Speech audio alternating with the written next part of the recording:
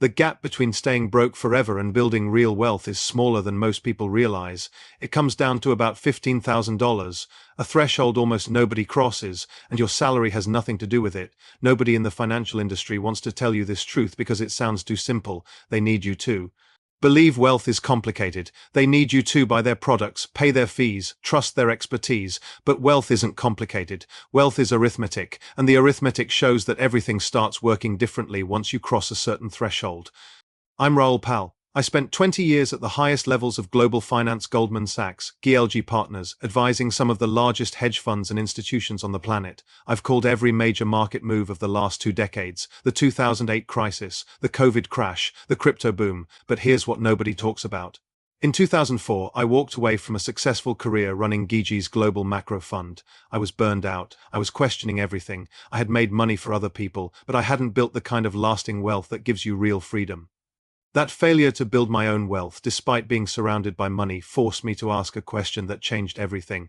What separates people who build lasting wealth from people who stay broke their entire lives? I spent years studying this. I analyzed thousands of wealth-building journeys. I interviewed hundreds of successful investors for Real Vision, and I found one pattern that separated winners from losers. It wasn't intelligence. It wasn't connections. It wasn't luck. It was crossing one specific threshold and understanding what happens after you cross it. That threshold is $15,000. If you're working a modest job, bringing home an ordinary paycheck, and wondering whether financial independence is even possible for someone like you, sit down and pay attention. Difficult beginnings are something I understand. I've seen people start with nothing and build fortunes. I've seen people start with everything and lose it all. The difference was never their starting point. It was whether they crossed this threshold. The brutal truth about early wealth building: here's what most people get wrong about money. The early stages of wealth building are brutally, painfully slow.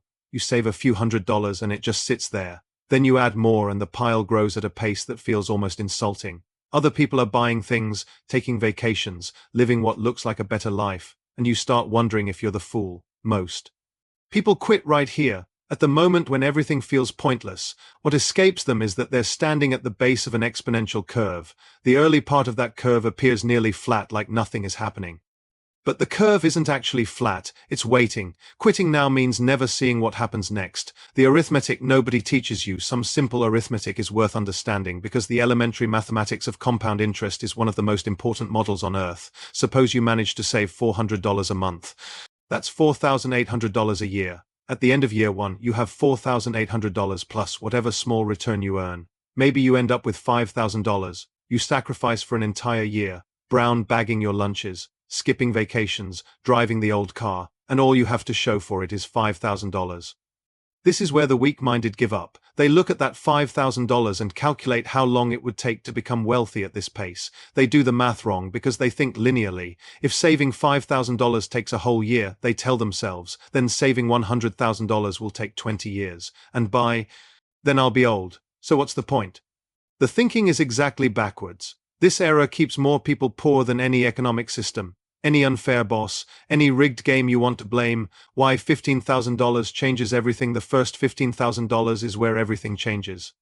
Not because $15,000 is a magic number, but because of what happens psychologically and mathematically once you cross that threshold. Psychologically, you stop feeling like a person who can't save money. Your identity shifts. You have proof that you can do this. A cushion exists that lets you sleep at night. Options you didn't have before suddenly appear. You're no longer one car repair away from disaster. Mathematically, your money starts working in ways you can actually see. Even a modest 8% return on $15,000 generates $1,200 a year without you lifting a finger.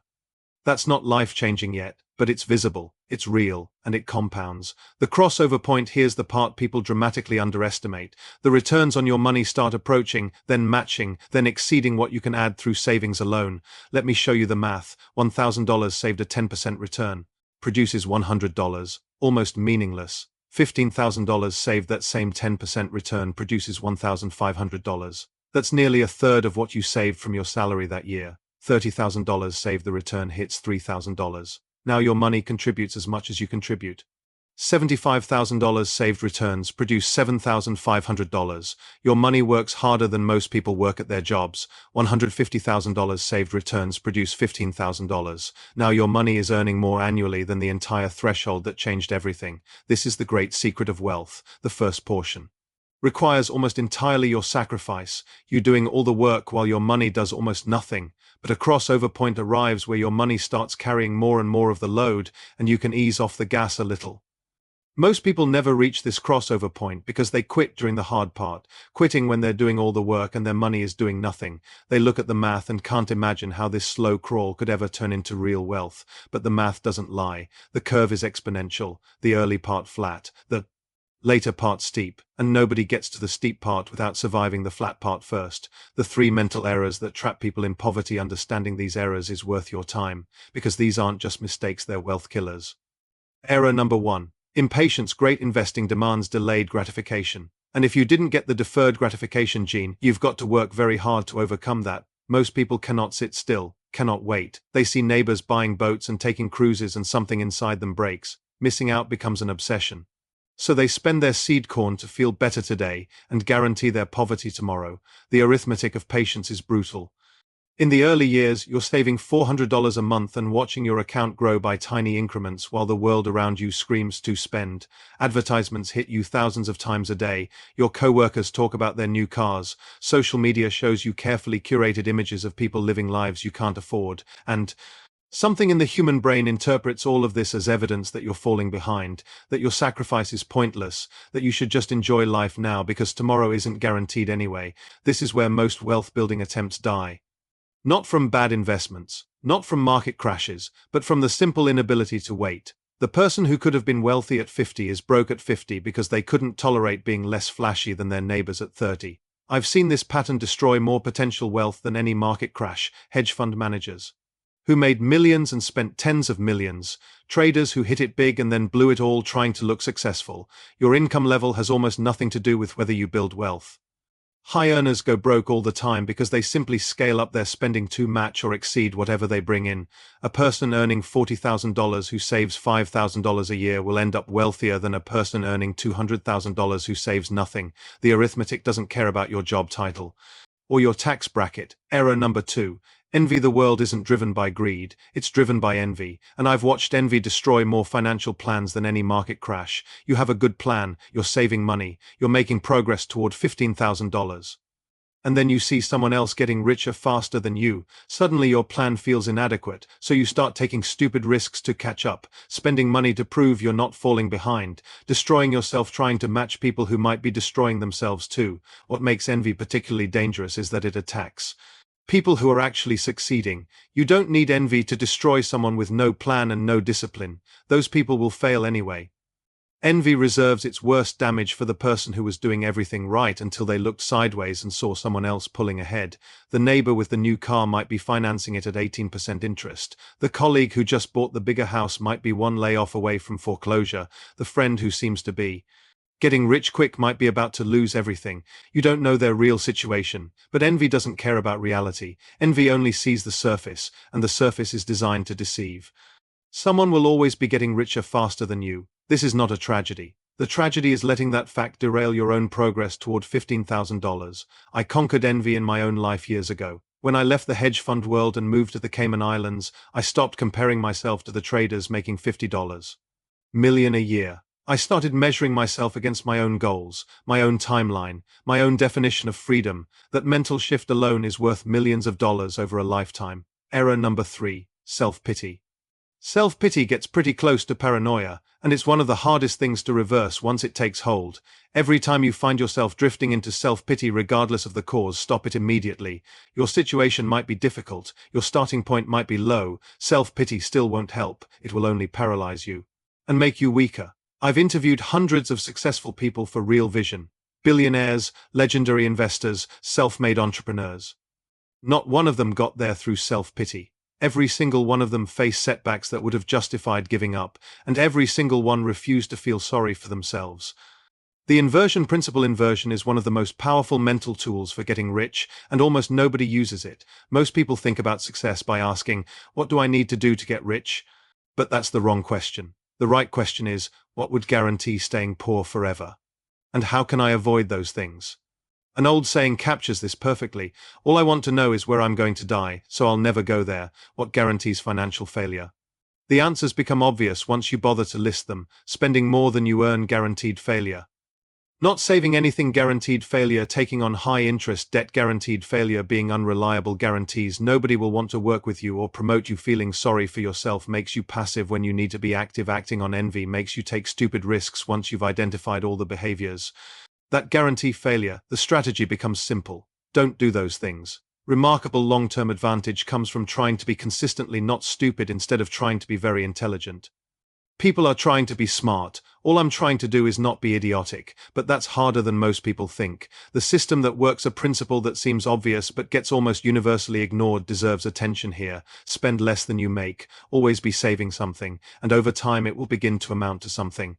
The simplicity is striking. Spend less than you earn, invest shrewdly, avoid toxic people and toxic activities, keep learning all your life, do a lot of deferred gratification. Doing all those things makes reaching $15,000 almost certain.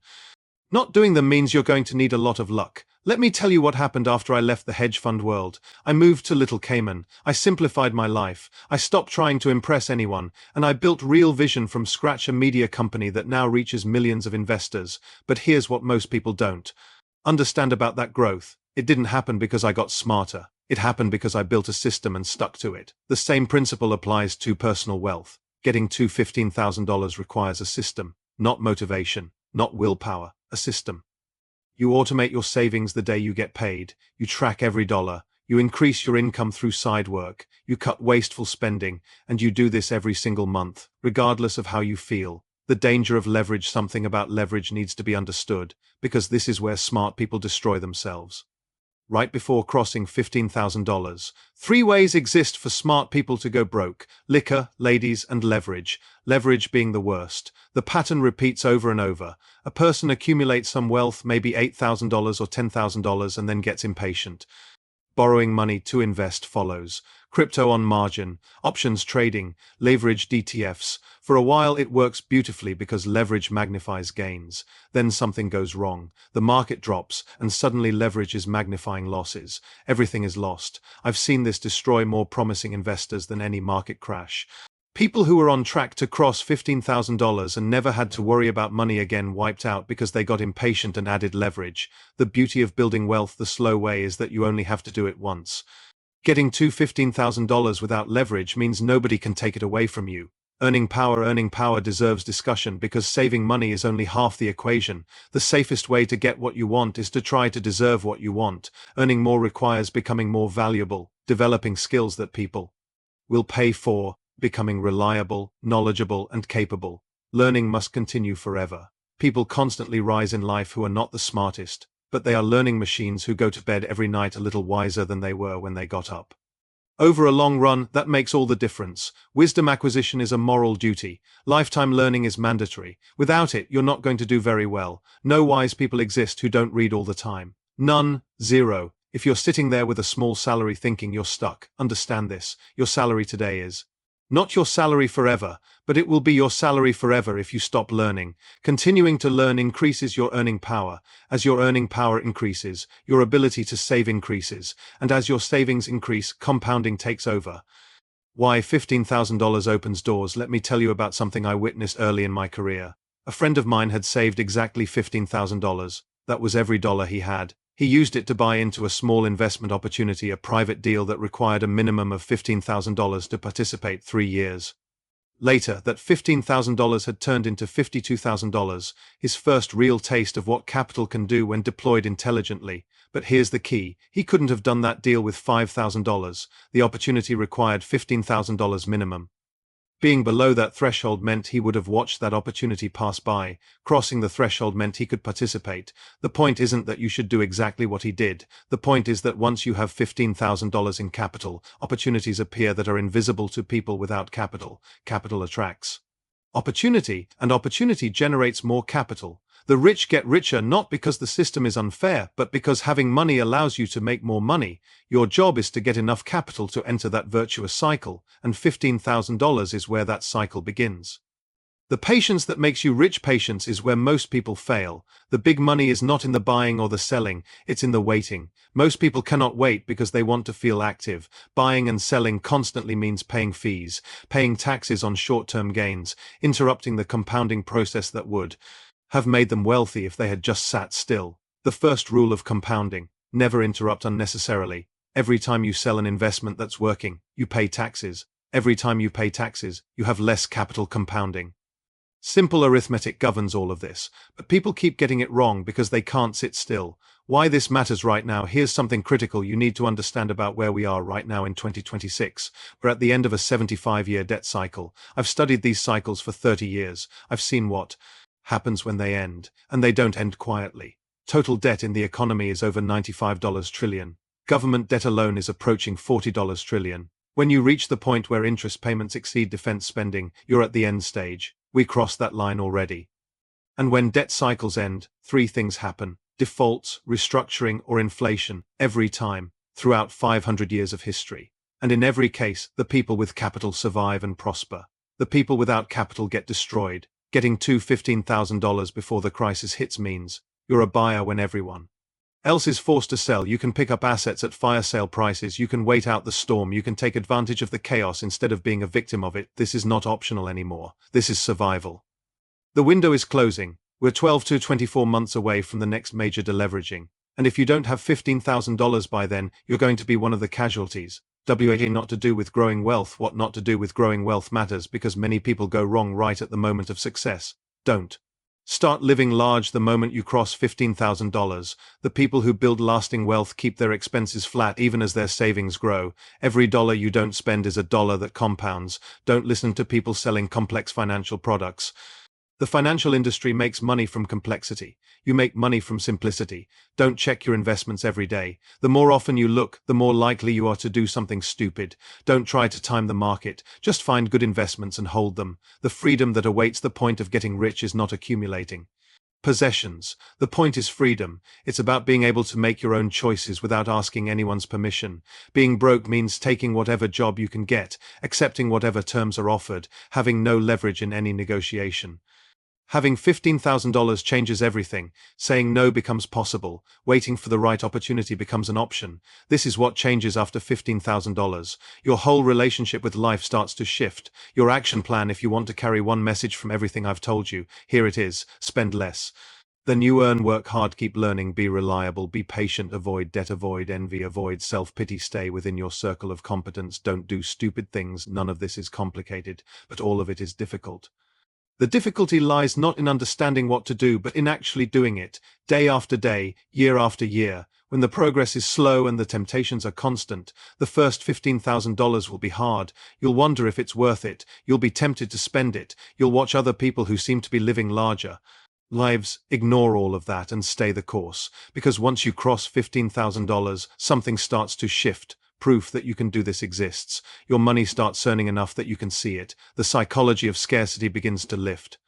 Then the push toward $30,000 comes and your money contributes meaningfully. Then the push toward $75,000 and your money works almost as hard as you do. And beyond that, the curve steepens dramatically. Financial freedom waits, but none of it happens without surviving the flat part of the curve. None of it happens without crossing that first $15,000 threshold. Understanding both the power of compound interest and the difficulty of getting it is the heart and soul of understanding wealth. Now you understand. The question is, what are you going to do about it? If anything you really want to accomplish exists, don't wait. Time is the essential ingredient in compounding, and every year you delay is a year of growth you'll never get back. Start now. Save something. Avoid stupidity. Keep learning. Be patient. The choice is yours. Follow the principles or follow the crowd. Build real wealth or look wealthy. I know which one works. I've seen it work for 30 years. Now you know it too.